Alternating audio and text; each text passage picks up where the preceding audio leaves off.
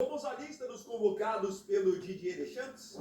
Os goleiros selecionados foram Mike Maignan, do Milan, Robin Rezer, do Lens e Bryce Sambá, do Rennes. Nas laterais estão Jules Koundé, do Barcelona, Malo Gusto, do Chelsea, Theo Hernandes, do Al Hilal e o Lucas Digne, do Aston Villa.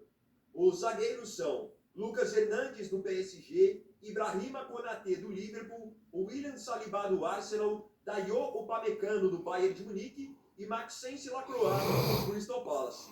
Os meio-campistas são N'Golo Kanté, do Fenerbahçe, Manu Koné, da Roma, Adrien Rabiot, do Milan, Aurélien Tchouaméni, do Real Madrid e o Warren Zaïre-Emery, do PSG. No ataque aparecem Magnus Akliouche, do Mônaco, Bradley Barcola, do PSG, Ryan Cherki, do Manchester City, Ousmane Dembélé, do PSG, Désiré Doué, do PSG, Jean-Philippe Mateta, do Crystal Palace, Kylian Mbappé, do Real Madrid, Michael Olise, do Bayern de Munique e Marcus Thuram, da Inter de Milão. Em comparação às convocações anteriores no Deschamps, o que eu notei de diferente?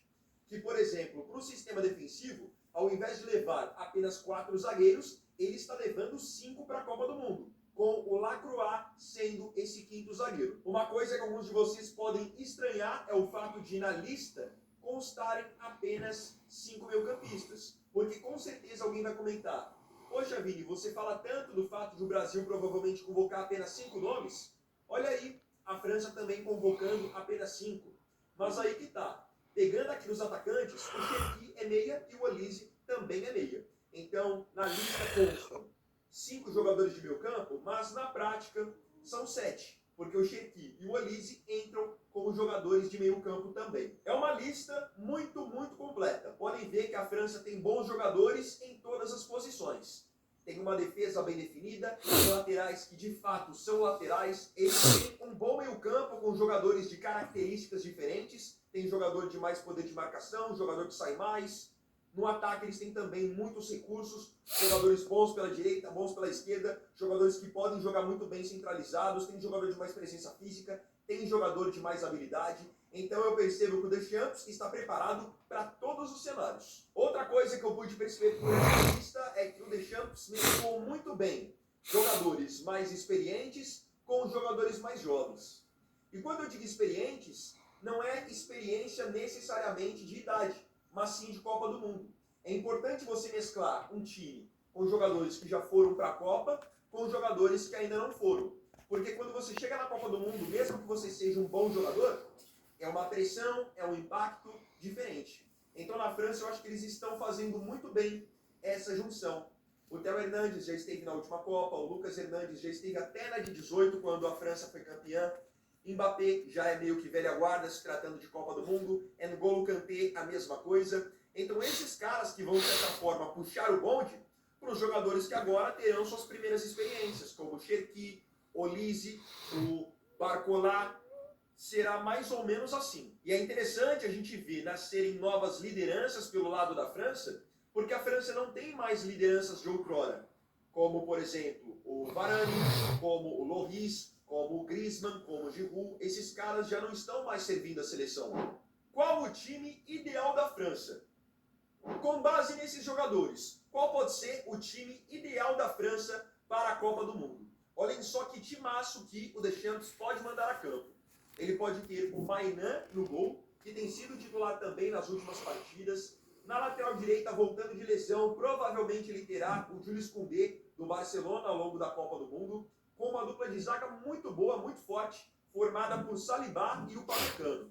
2 zagueiros de boa velocidade, muita imposição física, bom poder de recuperação, com certeza uma das melhores duplas de zaga dessa Copa do Mundo. E aí na lateral esquerda, o cara que eu sempre falo para vocês que é uma flecha, o Theo Hernandes, que é um cara que apoia muito e ao mesmo tempo tem qualidade para defender, é um cara muito rápido, de muita entrega física.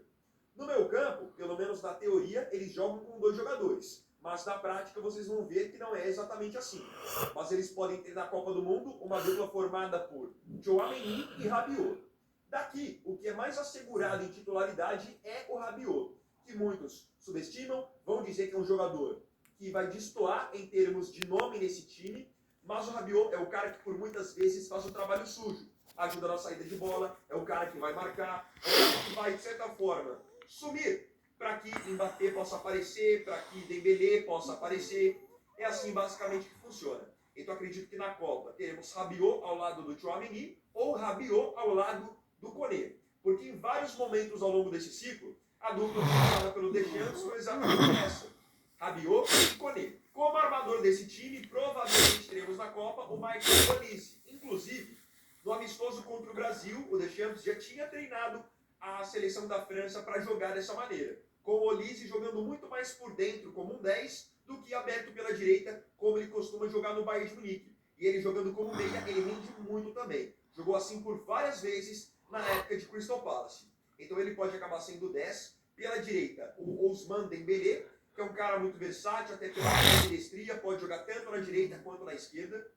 Aí, pelo lado esquerdo, a França acabou perdendo um jogador importante, que foi o Hugo Ekitike, atacante do Liverpool. Com ele se lesionando às vésperas da Copa do Mundo, rompimento de tendão de Aquiles, ele pode acabar ocupando o lado esquerdo do ataque. Désiré Doué é uma opção, Bradley Barcola, também do Paris Saint-Germain, é outra opção, e ainda existe um outro cenário, em que a França joga, assume que vai jogar com 2 meias. Qual é esse cenário? O Dembélé vai jogar na esquerda, e quem acaba jogando pela direita é Ryan Cherki, que faz exatamente a posição no Manchester City. Aí no comando do ataque, sem segredo, Mbappé, artilheiro e capitão do time.